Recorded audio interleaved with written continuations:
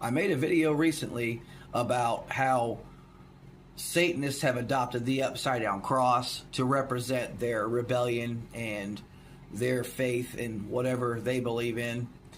And then Christianity has pretty much denounced the upside down cross when it's a symbol of faith for them, regardless of whether it's inverted or regular. St. Peter and St. Philip decided that they didn't want to be crucified like Jesus. So that should still give you some religious empowerment. It should give everybody, if you're religious, a lot of empowerment. Because if you're truly religious and you're truly a Christian, you are not better than Christ himself.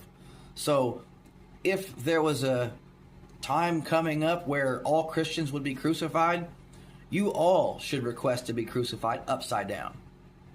Okay, moving on. Back in 1966, Anton LaVey founded the Church of Satan.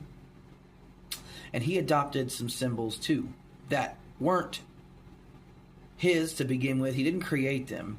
And they held no true meaning to what he believed in.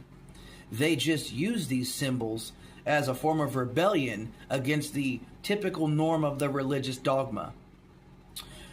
I'm speaking of one here specifically, the Leviathan cross.